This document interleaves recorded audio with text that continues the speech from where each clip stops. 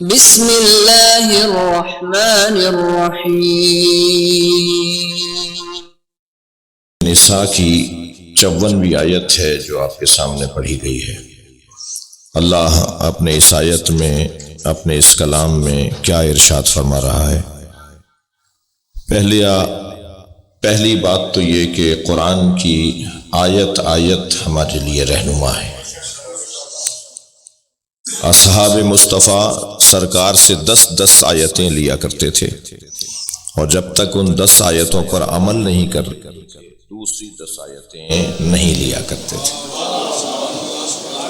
بعض اصحاب سرکار کے فقیہ کہلائے، ان میں ایک حضرت ابو ذر غفاری تھے جنہیں فقیہ کہہ کر یاد کیا گیا۔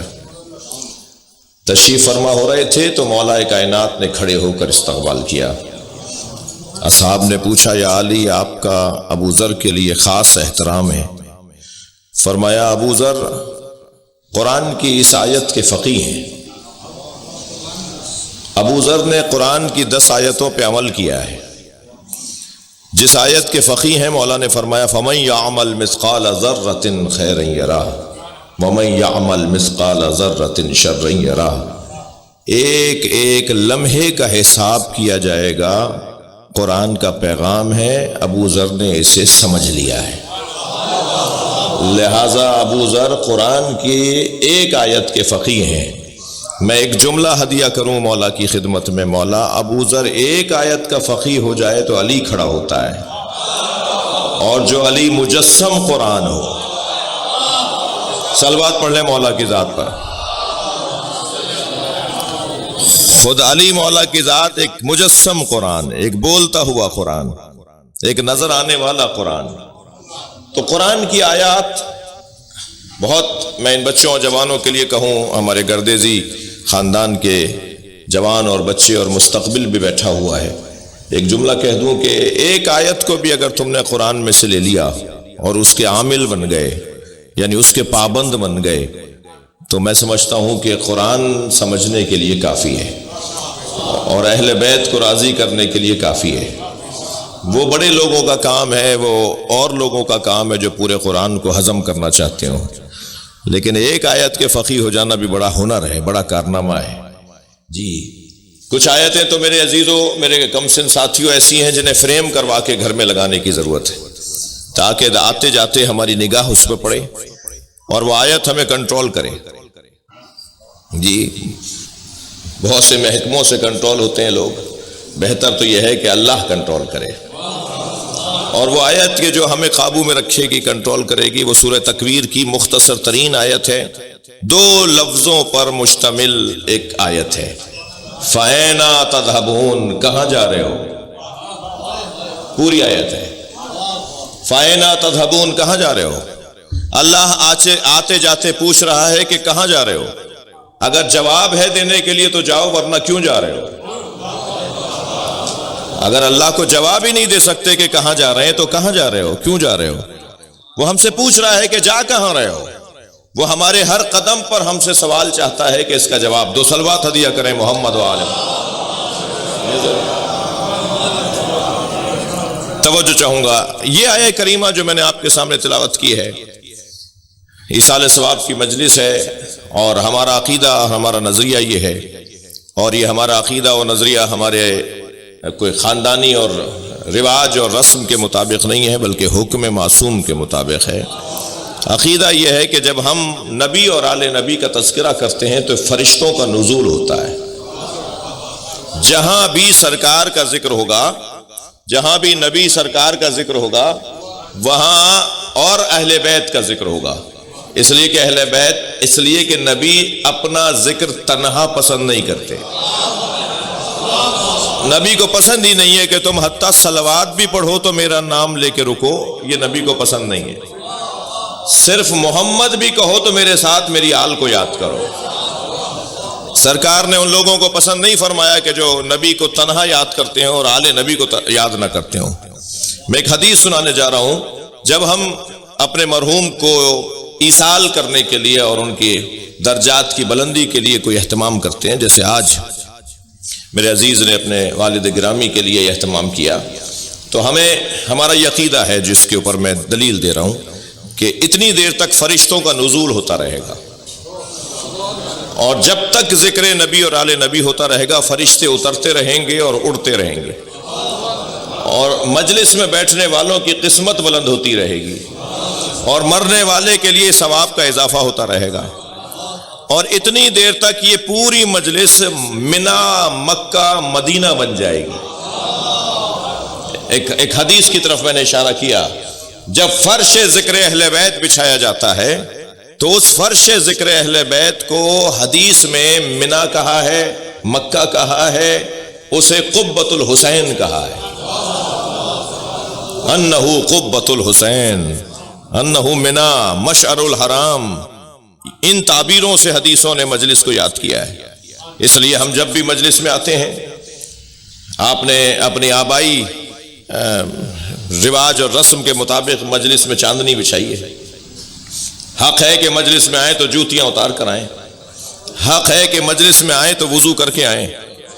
جب ہم مجلس اعظم میں قدم رکھتے ہیں تو ہمیں ایسا لگتا ہے جیسے ہم زمین پر معراج کرنے جا رہے ہوں۔ ہمارا یہ نیت اور ہمارا یہ انداز ہوتا ہے۔ اور فرش اعظم پہ جب بیٹھے ہیں تو ایک اہتمام کے ساتھ، اور میں نے ایک جملہ کہا کہ جوتیاں اتار کے بیٹھتے ہیں، ہم سب جوتیاں اتار کے بیٹھے ہیں۔ مولا علی نے جوتیوں کا نام دنیا رکھا ہے، ہم اپنی دنیا باہر چھوڑ کر آتے ہیں، جب فرش پر آ جاتے ہیں تو فقیر حسین ہیں، ہم میں سے کوئی حیثیت والا نہیں ہے۔ صلوات پڑھ لیں محمد و آل محمد۔ آپ اس سے بہتر صلوات پڑھ سکتے ہیں، اللہم صل علی محمد و آل محمد۔ اب وہ حدیث جو میں آپ کو ہدیہ کرنے جا رہا ہوں، وہ حدیث یہ ہے کہ حدیث کہتی ہے ما قوم اجتمعوا یذکرون فضل علی بن ابی طالب، کوئی قوم نہیں ہے مگر وہی قوم ہے جو علی کے فضل کو بیان کرنے کے لیے جمع ہو۔ کوئی قوم کی کوئی قوم ہوگی، اس کی کوئی حیثیت ہی نہیں ہے، مگر ہے تو ان کی کہ جو علی کے فضائل پڑھتے ہوں۔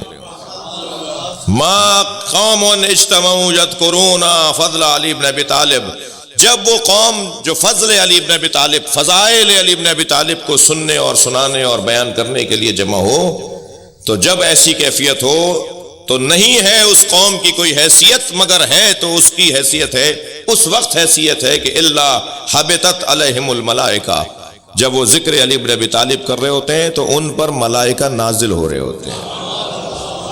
بھائی اپنی قدر سن رہے ہیں تو آپ صلوات بھی بلند آواز میں پڑھ لیں۔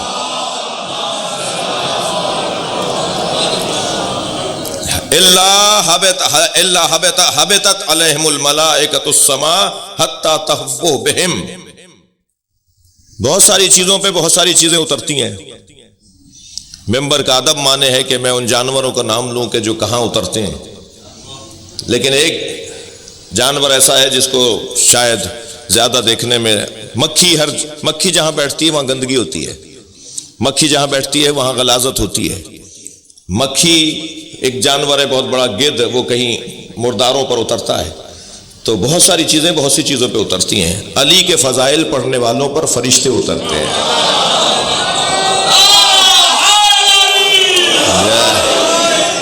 علی کے فضائل پڑھنے والوں پر فرشتے اترتے ہیں۔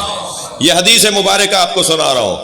وہ جب اترتے ہیں تو ان کو کننا عند قوم یذکرون، جب وہ اترتے ہیں تو فرشتے جب اترتے ہیں تو ان کو اس مجلس میں بیٹھنے کی وجہ سے ایک کیفیت ان کے پتاری ہوتی ہے، اور وہ کیفیت کیا ہے؟ وہ کہتے ہیں کہ کننا عند قوم، فرشتے کہتے ہیں، جب فرشتوں سے پوچھا جائے کہاں آئے ہو، کہاں بھیجے گئے ہو، تو کہتے ہیں ہم اس قوم کے درمیان ہیں یذکرون محمدًا وآل بیتہ، جو محمد و اہل بیت کا ذکر کر رہے ہیں۔ فعلق فینا من ریحہم فعطرنا، ہم ان میں بیٹھے تو ہمیں ان کے اندر سے خوشبو نصیب ہوئی،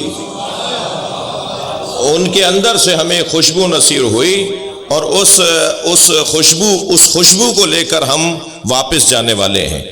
جب یہ لوگ واپس چلے جاتے ہیں تو وہاں رہ جانے والے فرشتے کہتے ہیں کہ تمہارے اندر سے ایسی خوشبو آ رہی ہے جو ہم نے آج تک سونگھی نہیں ہے۔